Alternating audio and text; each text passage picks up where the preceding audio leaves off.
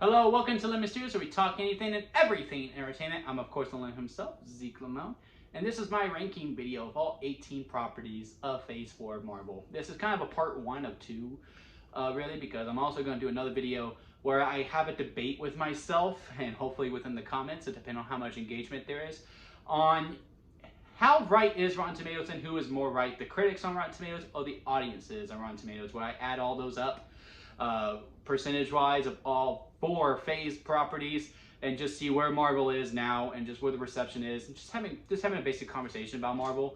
But this is talking specifically about Phase 4 now, as we are now moving into Phase 5, now that the holiday special is out. And also, I am just a fan of Phase 4. I'm one of the few that actually liked all 18 properties for the most part. Of course, there are some that I'm just like, I feel nothing for. Like, I don't love it. I don't hate it. I guess I like it. Like, it's just one of those types of things. But before we get into that, let's get some house cleaning out of the way. I'm going to need you to hit that subscribe button, as I am trying to grow into my YouTube career. Also, I'm going to need you to hit the like button if you do enjoy this video, or if you just want to give me a like, I would also really much appreciate that. Also, leave a comment below. Let me know your ranking of the 18 properties of Phase 4 for Marvel, and let's have a nice conversation about it. If you don't like Marvel, also have a conversation about that. But always tell me why.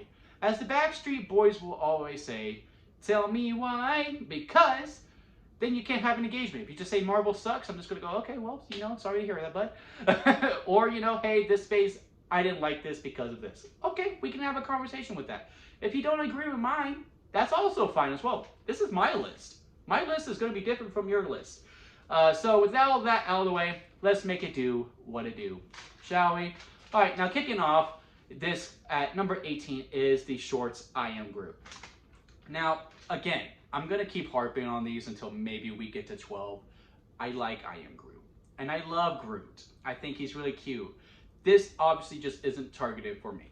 This is targeted, for kids, or for the parents to go, all right, we need something to throw on. Okay, yeah, we'll put on this freaking tree. Okay, it's made for that. There are some episodes I really like. I really like the episode when he's in the hot tub.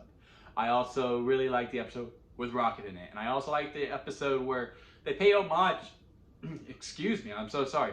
Of this like really old movie, where a bunch of little people attack back to the giant man and they tie him up. Like, they obviously paid homage to that, and I believe it's the final episode, or at least it was the final episode I watched, because every single one was separate.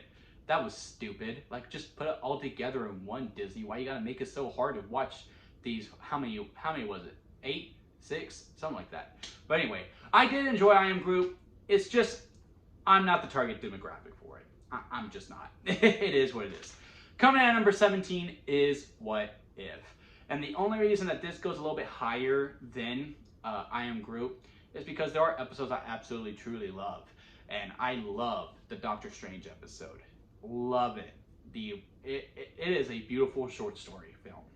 Absolutely. Like, honestly, if it wasn't part of a show, it probably could have got nominated for an Oscar for Best Short. Like, I'm not even kidding. I also really like seeing T'Challa as Star-Lord. I really like that episode as well, because that one was actually really wacky. And I love the Ultron stuff, the final 2 episodes. Really like that, how it caps everything together. Everything else, though, that's all it is. It's just a soldier shrug. Like the Captain Carter episode is basically the first Avenger, just with Captain Carter. That's all it really is. Oh, and Iron Man shows up earlier than expected, and Steve. Besides that, it's basically the same movie. To me, that's how I see it anyway. The zombie stuff was also pretty decent. It was okay. The Thor stuff, it was alright. Like, again, like all these other episodes, it's just a shoulder shrug to me. But those 3 arcs, those 3 stories, I will say, because the Ultron stuff is 2 episodes, absolutely phenomenal with those. Now, moving on into number 16, which is Black Widow. I'm doing this all by memory. I do have my list here. Is Black Widow. And the only reason this isn't ranked higher, because again, I do enjoy the movie for what it is. I have a lot of fun with it. It is just, it came out a little too late, to me, personally. To me, this felt like it is part of the Infinity Saga and not currently what we're in, which is the Multiverse Saga. Like, sure, it introduces us to our new Black Widow played by Florence Pugh, who is fantastic, by the way, even though I don't remember the character's name. I love the Red Guardian. I love the whole family dynamic of this movie. Everything in this movie really works for the most part, with the themes and the undertones and what the messages they're trying to portray. I even like some of the Taskmaster stuff. Taskmaster is a big part of why this is dropped, though, because Taskmaster is one of my favorite villains, and I think they did butcher the character quite a bit. I don't care that it's a woman. I don't. But the fact that it doesn't talk at all, or she doesn't talk at all, and like it's not snarky or like anything that deals with Taskmaster besides the suit, really disappointing me. I will say that. But again, Black Widow deserved her own movie. Hawkeye deserved his own movie. Hell, a Black Widow and Hawkeye movie was also very well deserved. And they were righting the wrong that needed to be corrected. It just needed to take place at a different time. It has nothing to do with the fact that, oh, I already know what happens to Black Widow. It's just the time period that it takes place in. If this comes out in Phase 3, oh, this movie is great, by all means. But within Phase 4, it drops simply due to where it takes place. And that's probably not fair to Scarlett Johansson and the whole crew of that movie, as if this list is the most important list. But that's just how I feel about it, and that's how I'm interpreting it into this list. Now, I don't remember anymore. Number 15 is The Falcon and the Winter Soldier. Again, I like the show. I enjoy the themes that it explores with Isaiah Bradley, the John Walker stuff. I just really felt like this should have been a movie. I feel like they tried to add, and it was stretched way too thin as a show to me personally. And also, I wasn't like the hugest fan of the story direction that it went. Even though I do enjoy the elements that it explores, I'm just not the hugest way of how they went about it. Because in Endgame, it seemed like Falcon was all about, yeah, I'm the new Captain America. And then it just starts off with, yeah, no, I don't deserve to be Captain America, which is fine. But I really felt like he should have taken on the mantle, and then the government themselves should have stripped him of that title and then gave it to John Walker. And maybe John Walker joins whoever the villain group is. That's the other thing of why this drops so low. I don't remember the villain's group name is at all. I liked what they were trying to proceed with it, and again, I thought they were stretched way too thin as well. I just think if you would have crammed this all, I'm gonna be repeating myself, so I'm just gonna wrap it up now. Again, if you just condensed this all in within 2 hours instead of the 6 hours that it went, I think it would have left more of a gut punch, and it would have jumped even higher for me. Again, I just think it was stretched too thin, and I'm not a huge fan of how some of the story beats went. Even though I do like the journey that it went on and the themes that they explored, I just would have liked for them to go about it a different way. Now, on to number 14. Yeah, number 14. And that is She-Hulk. I don't get the hate. I don't. I truly don't get the hate for She-Hulk at all. I had a lot of fun with this. I will say there's one episode in particular that I do think is really bad. And it's the episode where she goes to Abomination's retreat. I do think that episode is bad. It's like really, really bad. I will give you that. And I really, really like some more lawyering with it. Like, it's called Attorney at Law. There was hardly any law in this show. And at times it was a little too on the nose, and I do feel like they were going for the sake of the joke as opposed to making it feel more natural. Like, early on, it was very natural, like, when she was breaking the fourth wall, it goes, ooh, A and B storyline coming back together. The Daredevil episode, also a very phenomenal episode. There was a couple other ones in there that I do like as well, but it's all starting to mush together for me a little bit. And I do like the finale episode as an episode. I just didn't like it as a finale. So with all those problems I just stated, is why it dropped so low. But again, and also, I know I'm like really dogging on this movie, but I do really like it. I just don't get, you know, how, like, yeah, sure, guys will want to get with She-Hulk. Hell, I'm one of them. I'm not gonna lie, I think She-Hulk's kind of hot. But the human version of She-Hulk, I don't remember the character's name, because again, everything, it all merges. The actress Tatiana Maslany, of like, even her as a human, I would also date her and also be with her as well. Like, I never got the point of like, yeah, no, she's ugly, but She-Hulk's hot. No, they're both pretty hot. Like, I'm not gonna front any longer. They're both pretty high. So yeah, those things is why it's dropped so low, but I do like the comedy aspect of it. I did like the fourth wall breaking. I think they did it to a T. I think it needed an extra episode. She had great chemistry with all the people that she had, and I liked the lesson and the journey that we went on, and I liked the overall arching theme of it. And also within the finale of how they're like, no, Marvel does all these things wrong, you should have done this, and then like we never explored it. I really like to see the case between her and Troll Dude trying to figure out the serum and going to court and all about that. I really like to see that instead of just be like, yeah, no, it should not be just a big CGI fight. He shouldn't turn into a Hulk. This is my journey. Yeah, absolutely. But now let's see it. Don't just say it. You know, that's just me, personally. All right, now on to number 13, and that is Thor: Love and Thunder. Again, another movie I just don't get the hate for. I do think if you liked Ragnarok, you were going to like Love and Thunder. They do ham up the comedy a bit too much, and at the sake, it came at the cost of the character. And also, what I don't like about these, and we'll get into this when I get to Doctor Strange as well, this didn't feel like the fourth Thor movie.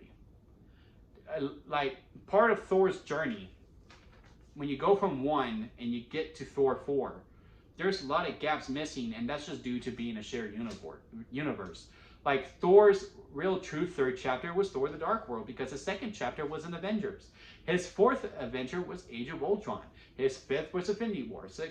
Or fifth was Ragnarok, 6 was Infinity War. You get it. And the best Thor was Infinity War. Like, I think we all agree with that.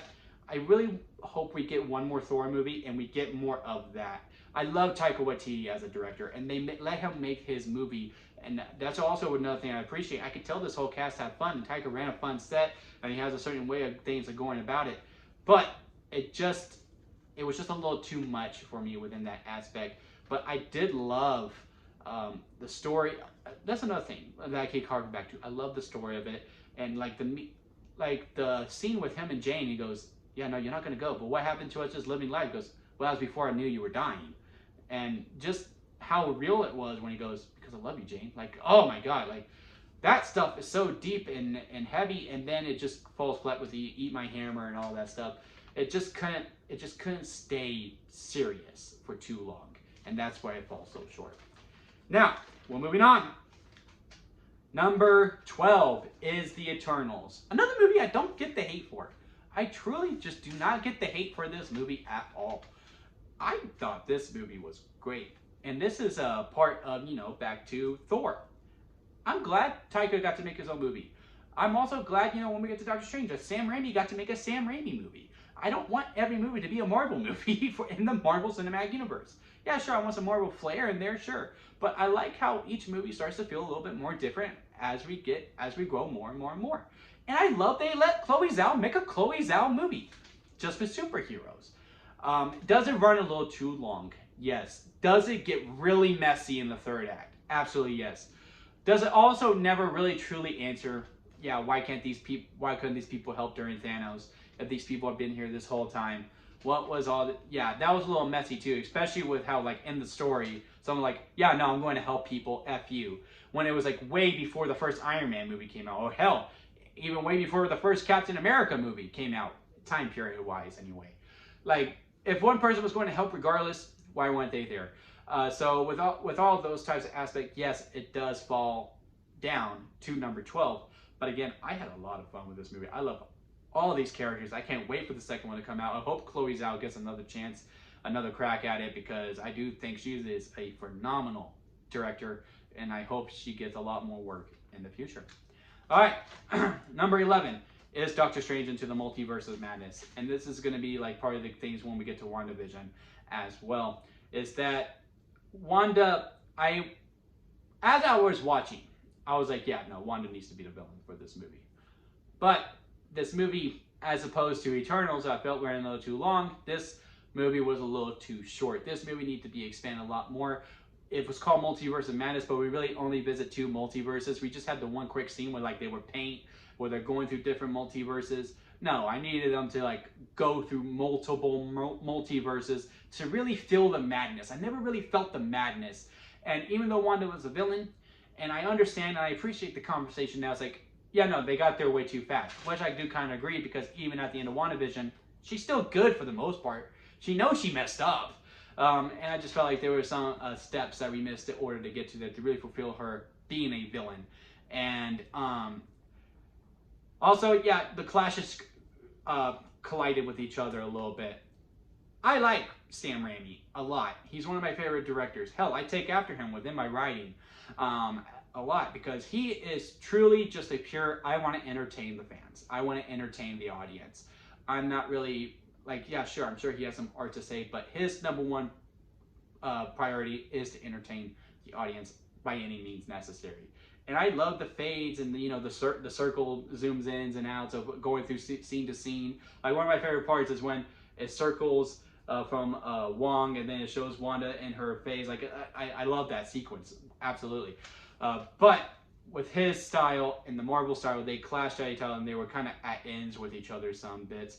And yeah, sure, one of the best scenes in the whole entire MCU is the music scene along with the Wanda stuff, but that's probably just for me. And also the marketing brought this movie to such heights that no one could ever live to. They spoiled way too much. There was a lot of things that should have been kept secret, like the Xavier reveal. I don't think they showed Reed, but also at that point we were able to put 2 plus 2 together. And again, just needed more multiverses, and that's why it is number 11. All right, now we get into the top 10, and we're going to kick off with the Guardians of the Galaxy Holiday Special. And I was nervous going into this. I wasn't really expecting a lot. Seeing Werewolf by Night also really helped this a lot, because I was not the hugest fan of Guardians of the Galaxy Volume 2. I like James Gunn, and I love the first Guardians of the Galaxy. But with Volume 2, I just really felt like back to, what was it, the She-Hulk dilemma of, it really felt like they were just, it was more about the joke than it was about the story. That's how I feel with Guardians of the Galaxy 2. And I rewatched it recently because I just, felt like rewatching Marvel movies, and I picked that one just to see if my opinion would change. And it didn't really change that much, to be completely honest with you. So within that aspect, I felt like they were going to do that again now. And I wanted cheesiness because I wanted a Hallmark movie, but it could have gone a little too much, and this movie did not do that. This was absolutely perfect for what it was. I absolutely love this holiday special. And yeah, sure, this is nothing to really truly remember. Like, by this time next year, I'm not going to really remember anything that really happened in this holiday special besides Kevin Bacon is in it. But guess what? By that point, it's time for me to watch it again, because it will be Christmas time. The songs in it are absolutely fun. I love how this really elevates Mantis and Drax quite a bit.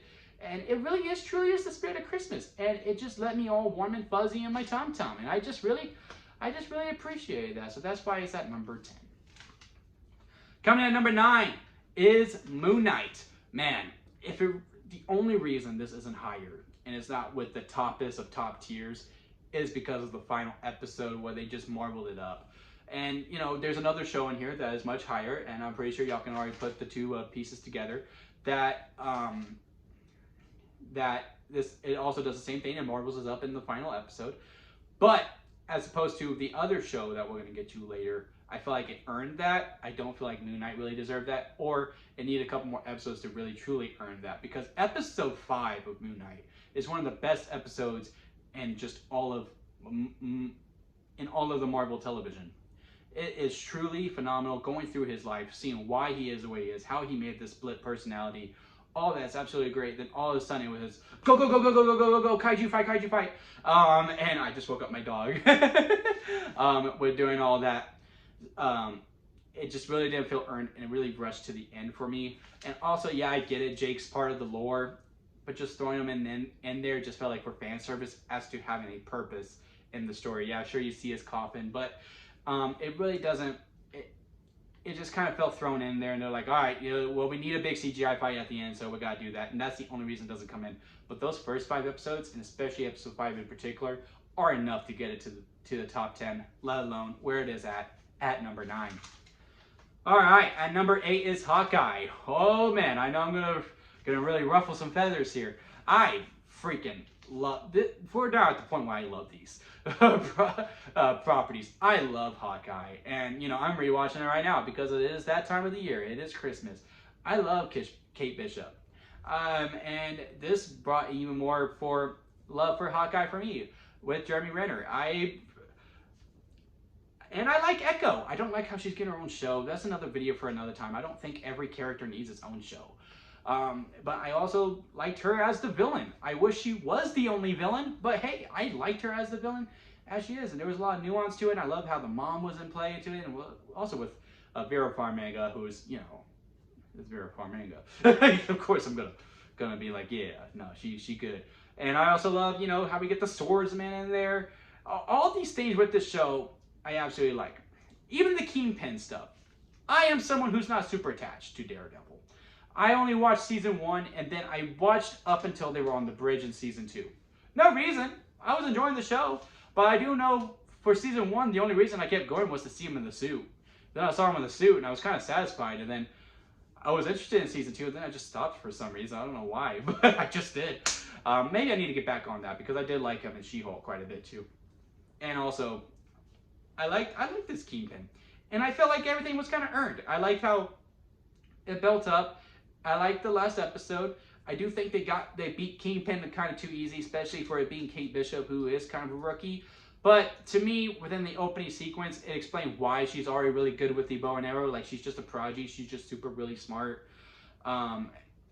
And yeah, there is not much more to say about Hawkeye because I just really love it. I could defend it to the day I die, but we got some more things to get to. At number 7 is Loki, which is really weird because at one point this was much lower. I don't know what it was, but the first time I went through it, I guess when I got to the last episode, because I saw my tweets about it, and I was like, no, I liked it. For some reason, when I got to the 6th episode, I was like, yeah, no, show wasn't that good. Like, I don't know what it was. And then I rewatched Loki, and I was like, yeah, no, this show's pretty good. And I liked the last episode as well, seeing Kane, he who must not be named. That whole how the final battle was essentially just dialogue. Really liked that as well. If Owen Wilson would have got his jet ski, it probably would have been even higher for me. Just how I'm a sucker for multi-dimensional stuff, which is why Doctor Strange got as high as it did, because I'm just a sucker for that kind of things. It's always something that like really fascinates me.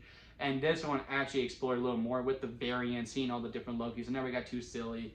I like Crocodile Loki. I like being in what was it? Where they get zapped. I forgot what the place is called. I like that whole sequence. I loved Lady Loki as well. I really want to see a lot more of her. I thought I would see her in Thor: Love and Thunder, but I didn't. And I can't wait for season 2. I really liked Loki, even though I did not like it at first for whatever reason. I guess I was just cranky that day. But yeah, no, Loki's great, and I can't wait for season 2 next year. All right, number 6 is the second special, and that is Werewolf by Night. Guys, look, my favorite genre is horror. And I was also recently just like really getting into the black and white monsters. Like I watched the original Universal monster Dracula. I watched The Invisible Man. Love The Invisible Man, dude. The Invisible Man's great. Loved to watch the first American Werewolf. All that stuff. So this was like a good callback to it. And I also just like the story behind Michael Gina Keela. I cannot say his last name. Composer turned director, and just like, hey, look, man, I love music, but I always had this itch to direct, and I just wanted to do it. And then he got to do it, and he did a phenomenal job with it. They used the black and white. It was a real good callback to it, and the monsters look prosthetically made. There was like hardly any CGI. I love the direction of like not seeing the werewolf transformation, because that was such a callback to how it was back in the day as well. And just the overall story of it, I really enjoyed it. I really hope it comes back. I really hope it doesn't just stay as a special presentation, and that it can come back, and that maybe we'll see it in Secret Wars or King Dynasty. I have my doubts, but I do hope to see them again. Cannot get enough of Werewolf by Night. Number 5 is Miss Marvel. And this, you know, back to I Am Groot, when I was like, yeah, this show just wasn't made for me. I legit thought that was with Miss Marvel. I thought this would have been something that was part of the Disney Channel. And, you know, maybe my sister really liked it.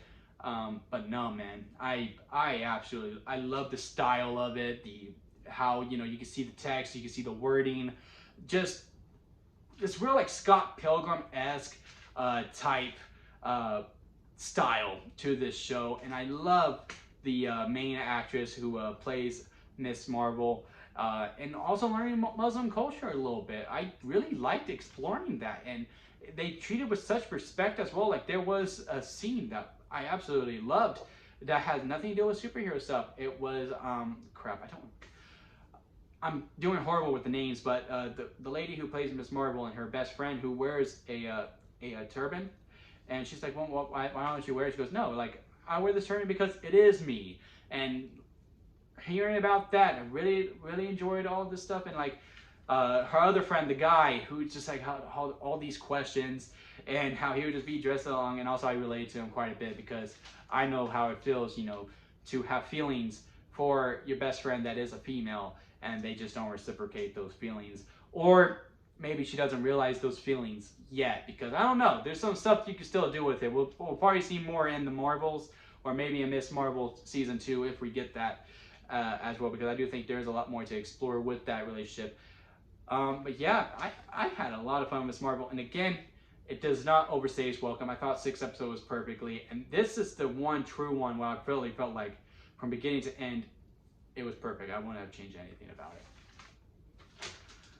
In at number 4 is Shang-Chi. This is the first in a long time that we got a true origin story for a superhero, and this is probably the best one since the original Iron Man, to be completely honest with you.